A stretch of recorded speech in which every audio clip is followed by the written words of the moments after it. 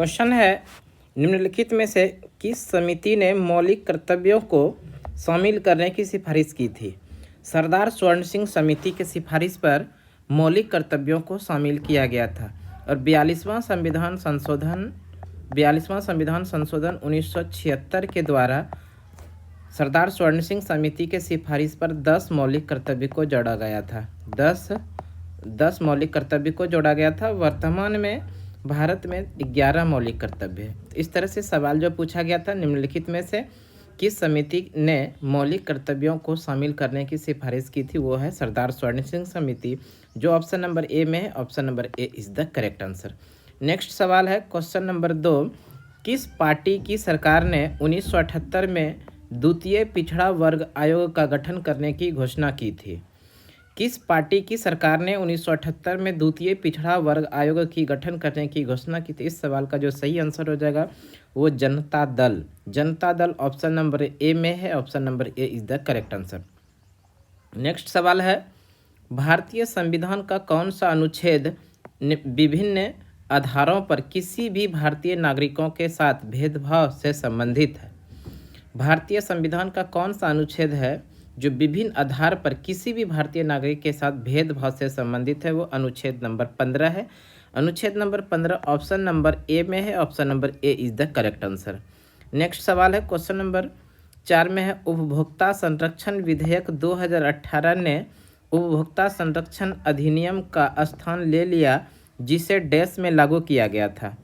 उपभोक्ता संरक्षण विधेयक 2018 ने उपभोक्ता संरक्षण अधिनियम का स्थान ले लिया, जिसे किस वर्ष लागू किया था? इस सवाल का जो सही आंसर हो जाएगा वो हो जाएगा 1986 में लागू हुआ था उपभोक्ता संरक्षण अधिनियम।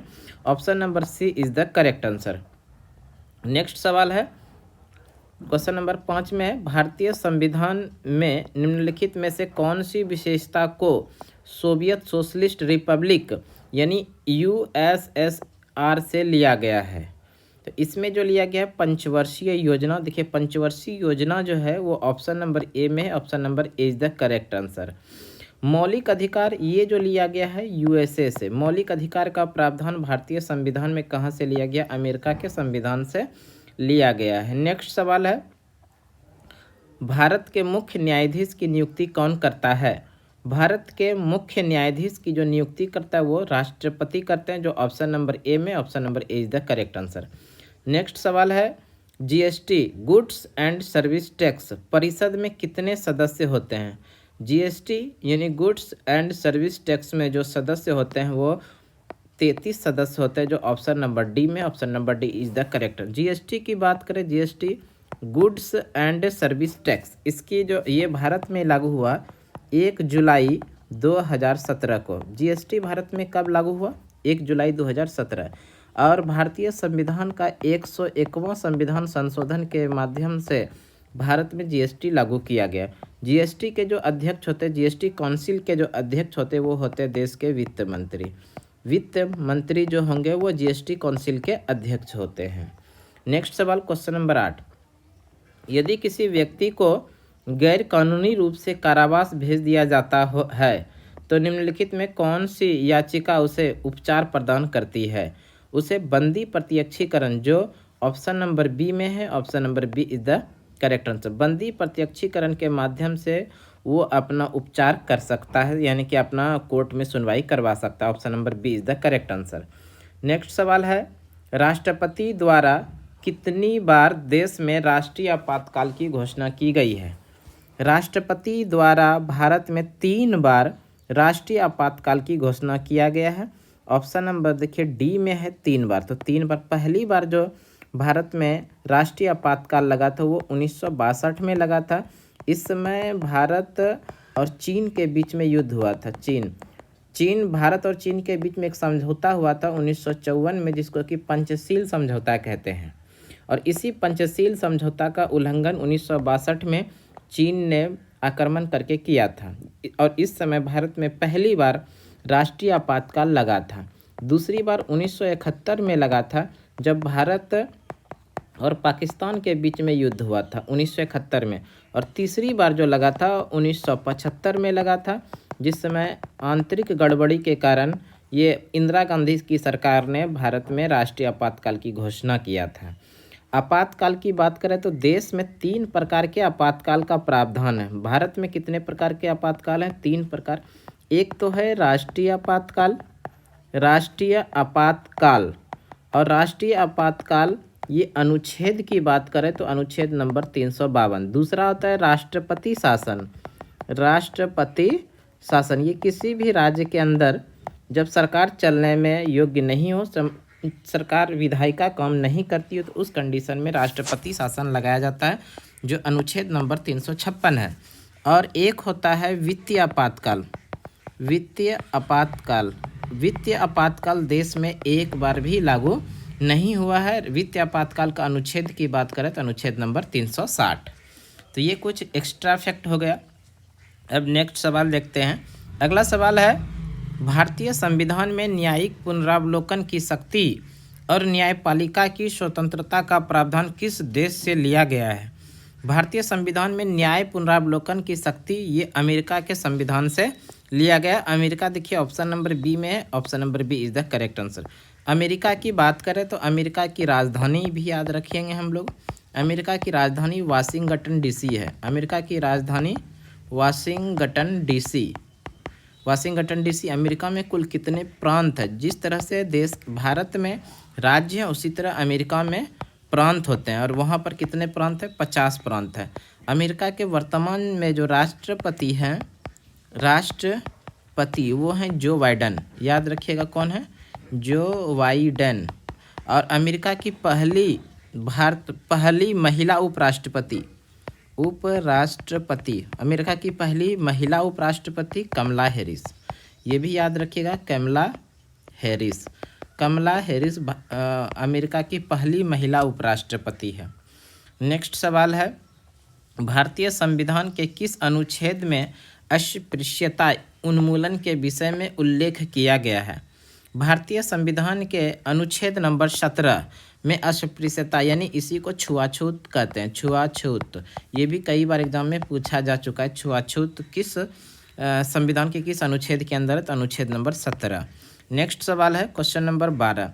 भारतीय संविधान के निर्माण के दौरान 1946 में संविधान सभा के संवैधानिक सलाहकार के रूप में किसे नियुक्त किया था?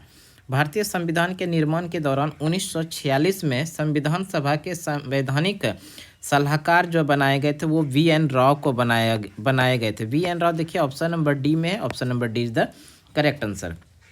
नेक्स्ट सवाल है, भारतीय संविधान के किस अनुच्छेद में मौलिक कर्तव्य के बारे में उल्लेख किया गया है? भारतीय संविधान का अनुच्छेद नंबर 51A है।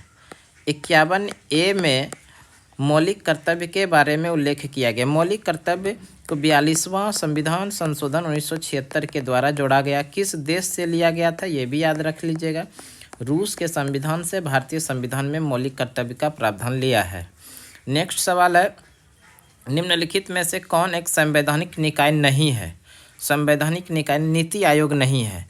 नीति आयोग संवैधानिक सभा नहीं है, ये एक गैर संवैधानिक संस्था है, जो ऑप्शन नंबर ए में है। Option number A is the correct answer.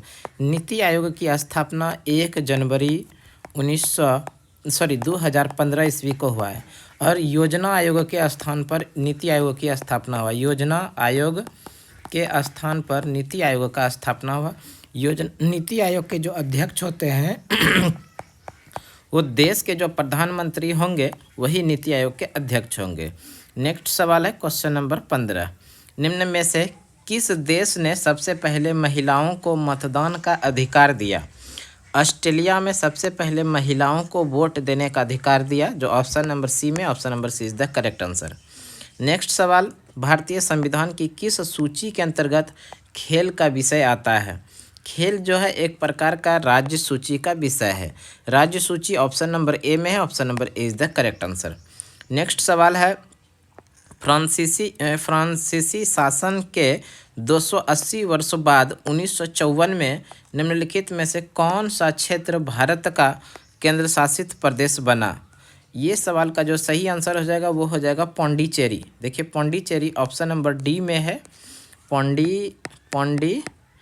Pondicherry Pondicherry option number D में है, option number D is the correct answer. Next सवाल देखते हैं अब हम लोग। अगला सवाल है, संविधान का अनुच्छेद 274 के अनुसार कराधान को प्रभावित करने वाले विधेयकों के लिए किसकी पूर्व अनुमति की आवश्यकता होती है? संविधान का अनुच्छेद 274 के अनुसार कराधान को प्रभावित करने वाले विधेयकों के लिए राष्ट्रपति की पूर्व अनुमति आवश्यक होती है। राष्ट्रपति ऑप्शन नंबर डी में, option number D is the correct answer. Next सवाल है, भारतीय संविधान की कौन सी अनुसूची में पंचायती राज संस्थाओं के बारे में प्रावधान है? पंचायती राज संस्थाओं का प्रावधान है अनुसूची नंबर 11। अनुसूची नंबर 11 याद रखिएगा, अनुसूची नंबर 11 में ग्राम पंचायत का प्रावधान है। और ये ग्राम पंचायत का जो प्रावधान अनुसूची नंबर 11, इसको जोड़ा कब गया? याद रखिएगा 73वां संविधान संशोधन 1992 के द्वारा, और ये लागू हुआ था 10 अप्रैल को। इसलिए 10 अप्रैल को भारत में पंचायती राज दिवस मनाया जाता है। सवाल का सही आंसर हो जाएगा ऑप्शन नंबर ए, 11वीं अनुसूची। नेक्स्ट सवाल है, भारतीय संविधान के किस भाग में भारत के केंद्र शासित प्रदेशों के बारे में प्रावधान है? भाग नंबर 8 जो है, इसमें केंद्र शासित प्रदेशों के बारे में प्रावधान है, option number D is the correct answer. Next सवाल है, किस संविधान संशोधन अधिनियम से भारतीय संविधान में अनुच्छेद 21A प्रस्तुत किया गया था?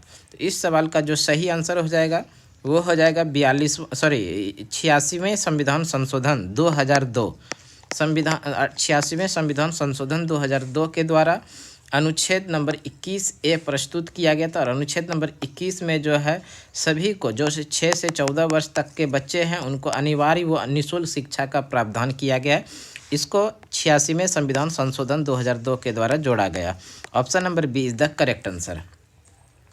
नेक्स्ट सवाल है क्वेश्चन नंबर 22 में है, ब्रिटिश संसद के किस अधिनियम ने ईस्ट इंडिया कंपनी की शक्तियों को ब्रिटिश राज्य में स्थानांतरित कर दिया था?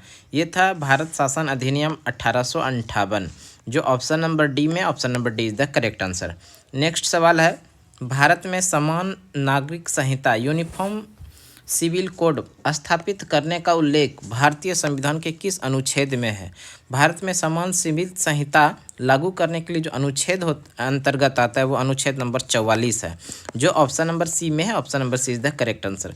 याद रखिएगा, भारत का एकमात्र राज्य जहाँ पर समान नागरिक संहिता लागू हो वो है गोवा। नागरिक संहिता लागू है वो राज्य कौन सा है? गोवा है। भारत का एकमात्र राज्य जहां पर अनुच्छेद 44 लागू है वो है गोवा, जहां पर कि समान नागरिक संहिता लागू है। नेक्स्ट सवाल है क्वेश्चन नंबर 24, वर्ष 1976 में राष्ट्रीय आपातकाल के दौरान लाए गए किस संवैधानिक संशोधन को भारत का लघु संविधान भी कहा जाता है?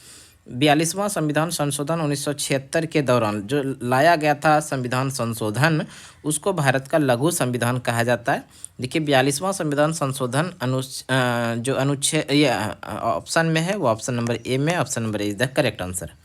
नेक्स्ट सवाल है, जनवरी 2019 तक की स्थिति के अनुसार संविधान के किस सूची में कृषि को एक विषय के रूप में शामिल किया गया?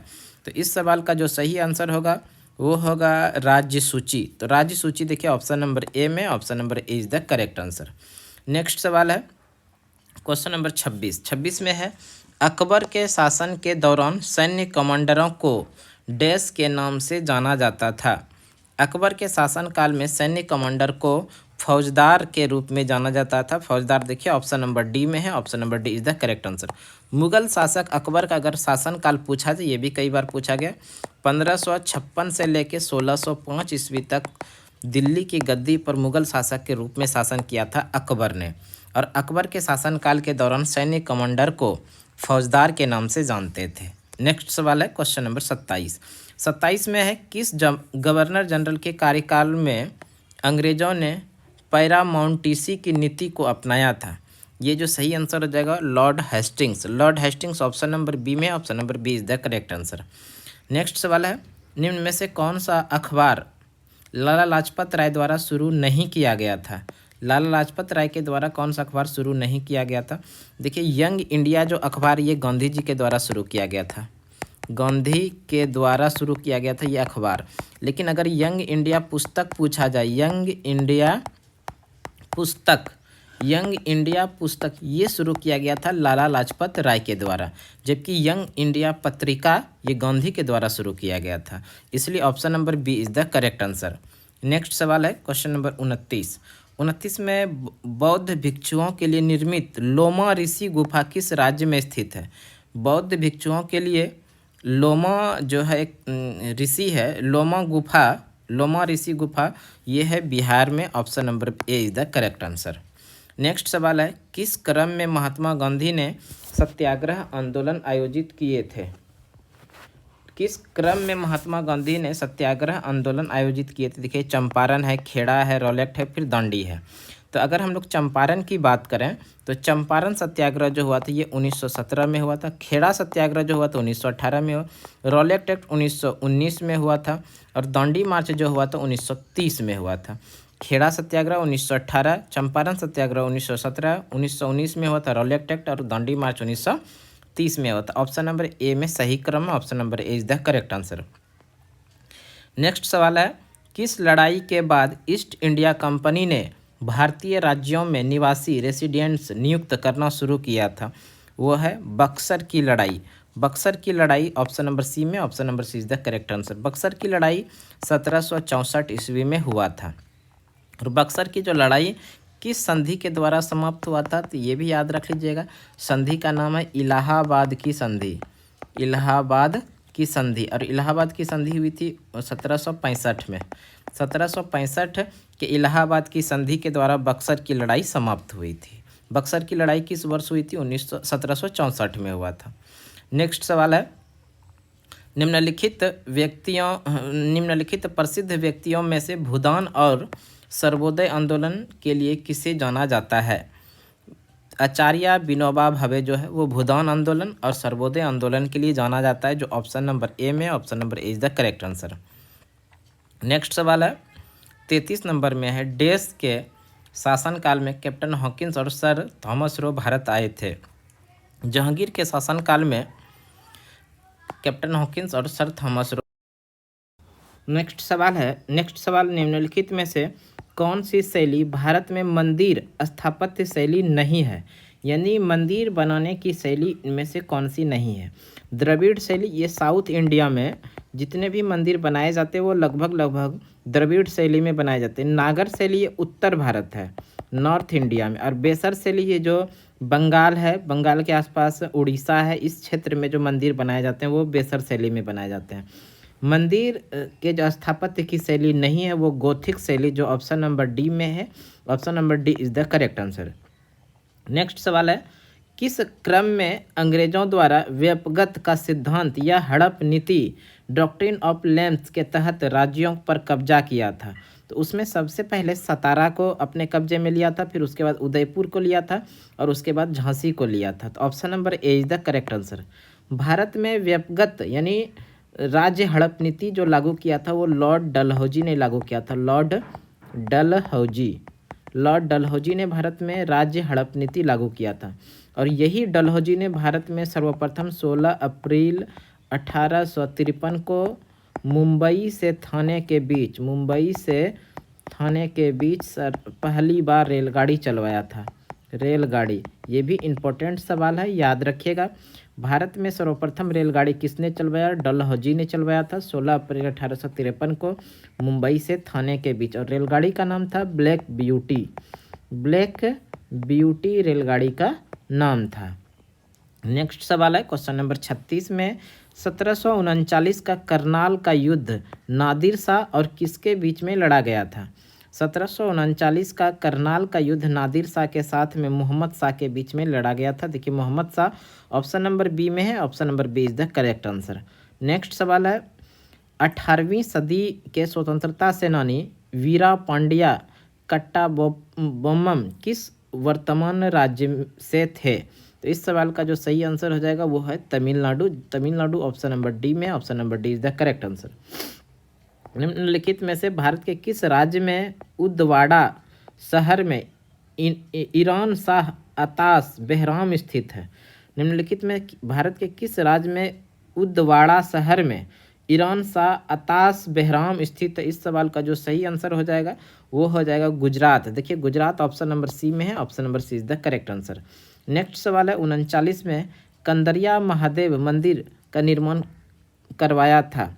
कंदरिया महादेव मंदिर का जो निर्माण करवाया था वो चंदेल शासकों ने करवाया था। चंदेल शासक ऑप्शन नंबर सी में है, option number C is the correct answer. Next सवाल 40 नंबर में है मोट की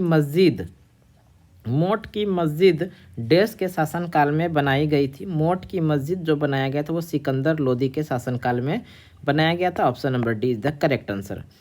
नेक्स्ट सवाल है किस मंदिर के पास चारूपल्लम विलेज ऑफ इंक्लाइन स्थित है। इस सवाल का सही आंसर हो जाएगा राजराजेश्वर मंदिर, जो ऑप्शन नंबर बी में है, option number B is the correct answer.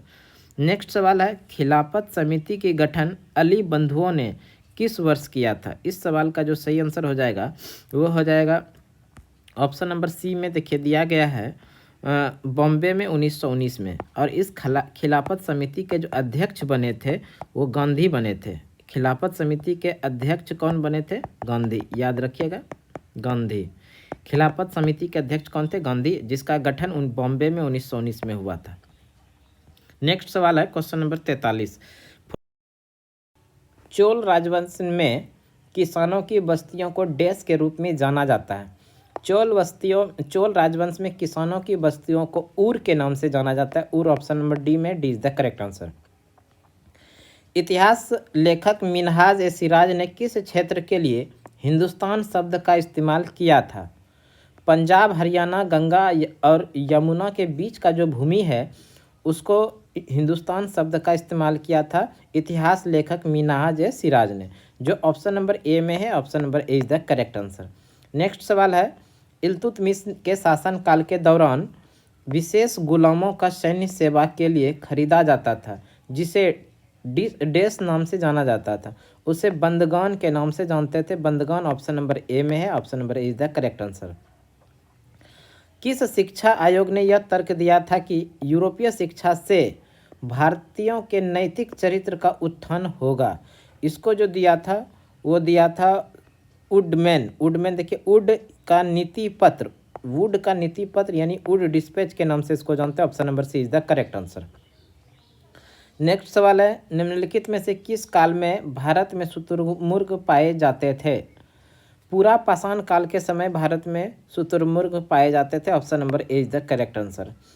निम्नलिखित में से कौन प्रतिहार वंश के महंतम शासक था? प्रतिहार वंश के महंतम शासक जो थे वो मिहिर भोज थे। Option number A is the correct answer. Next सवाल है नवपाषाण स्थल दओजली हैंडिंग कहाँ स्थित है? वो है असम में। असम देखिए ऑप्शन नंबर बी में, option number B is the correct answer. Next सवाल है 1000 ईस्वी में अपने पहले हमले में मोहम्मद गजनी किस भारतीय शासक से हार गए थे? वो जो हारे थे वो जयपाल से हारे थे। जयपाल देखिए ऑप्शन नंबर डी में, option number D is the correct answer.